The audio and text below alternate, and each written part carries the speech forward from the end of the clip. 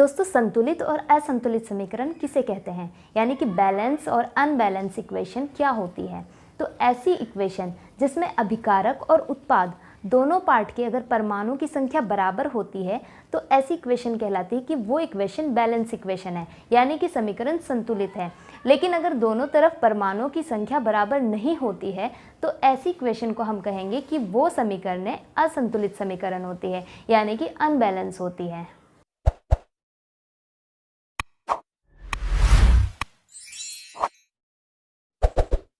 Hello guys, welcome to my channel teach me official. चलिए start करते हैं हम आज का टॉपिक संतुलित और असंतुलित समीकरण। तो दोस्तों सबसे पहले हम डेफिनेशन देखते हैं। ऐसी रासायनिक समीकरण जिसके अभिकारक तथा उत्पाद के परमाणुओं की संख्या बराबर होती है, यानी कि जिसके रिएक्टेंट और प्रोडक्ट दोनों के एटम नंबर अगर इक्वल होते हैं तो वही समीकरण हमारी कहलाती है संतुलित रासायनिक समीकरण, यानी कि बैलेंस केमिकल इक्वेशन।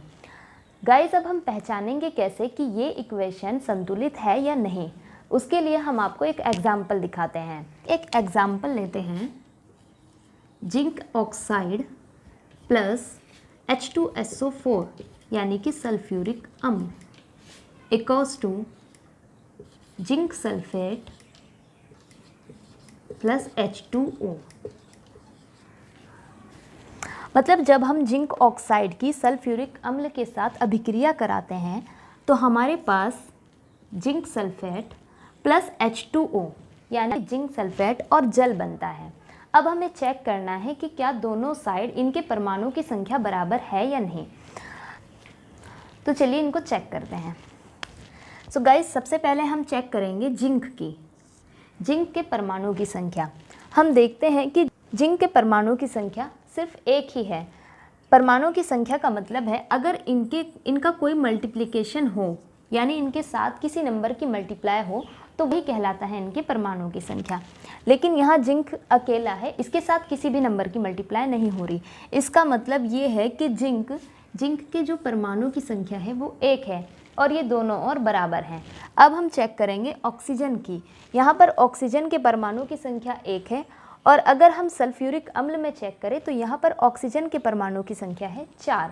इसका मतलब अभिकारक वाले पार्ट में जो ऑक्सीजन के परमाणु की संख्या हुई वो टोटल हो चुकी है 5। वहीं हम दूसरी साइड अगर चेक करेंगे तो यहाँ पर भी ऑक्सीजन के परमाणु की संख्या 4 और 1 5, यानी कि दोनों और ऑक्सीजन के परमाणु की संख्या बराबर है। अब हम चेक करेंगे हाइड्रोजन के परमाणु की संख्या। तो फ्रेंड्स, हम देखते हैं हाइड्रोजन के परमाणु की संख्या भी दोनों साइड बराबर है। अब बचता है S यानी सल्फर। यहाँ पर भी हमने देखा कि सल्फर के परमाणु की संख्या भी दोनों तरफ इक्वल है। इसका मतलब गाइस, अभिकारक और उत्पाद, रिएक्टेंट और प्रोडक्ट दोनों साइड में जो इनके परमाणु की संख्या है वो बिल्कुल बराबर है। तो हम कह सकते हैं कि ऐसी समीकरण जिसमें अभिकारक और उत्पाद दोनों साइड परमाणु की संख्या बराबर होती है वही इक्वेशन क्या कहलाती है, संतुलित रासायनिक समीकरण। गाइस, हम आपको एक और एग्जाम्पल से समझाते हैं। माना हमने लिया अमोनिया प्लस HCl यानी हाइड्रोक्लोरिक अम्ल। जब हमने इन दोनों की अभिक्रिया कराई तो इन दोनों से हमें प्राप्त होगा अमोनियम क्लोराइड NH4Cl।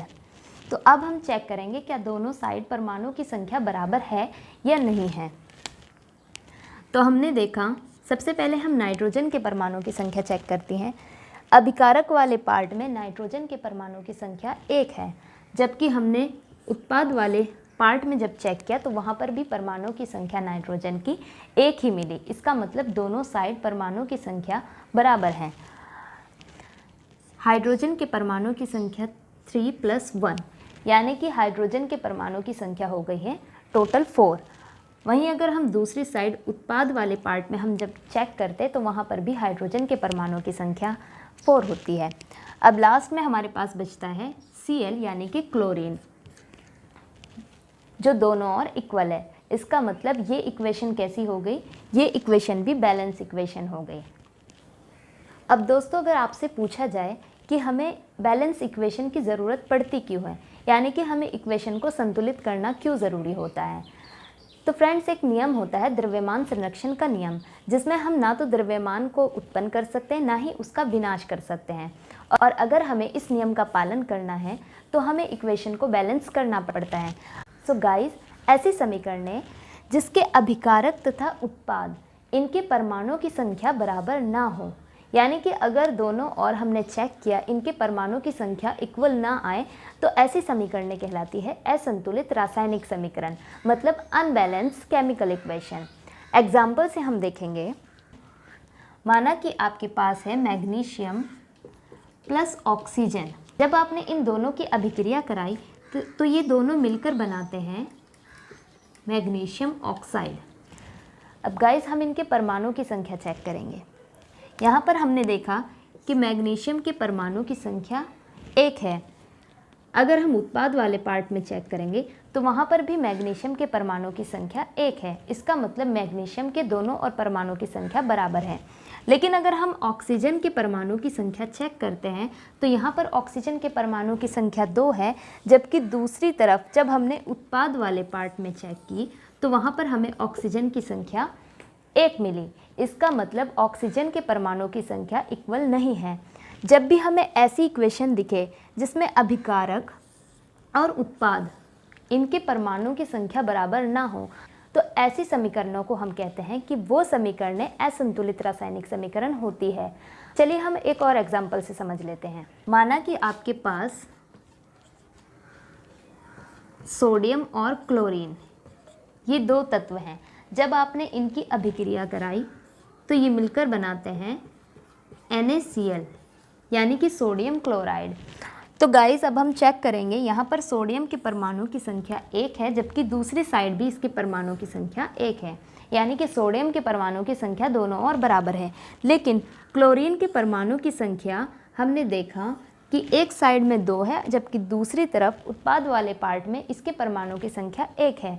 इसका मतलब ये इक्वेशन बैलेंस नहीं है, क्योंकि इसमें अभिकारक और उत्पाद इन दोनों के परमाणु की संख्या इक्वल नहीं है। तो गाइस, ऐसी ही इक्वेशन जिनके दोनों तरफ यानी कि अभिकारक और उत्पाद वाले पार्ट में अगर परमाणुओं की संख्या बराबर ना हो, तो उन समीकरणों को हम कहते हैं कि वो असंतुलित रासायनिक समीकरण होती है। उम्मीद है दोस्तों, आज की वीडियो में आपको ये अच्छे से क्लियर हुआ होगा कि संतुलित और असंतुलित समीकरण किन्हें कहते हैं। नेक्स्ट वीडियो में हम जानेंगे कि अगर समीकरण असंतुलित हो तो उन्हें संतुलित कैसे किया जाता है।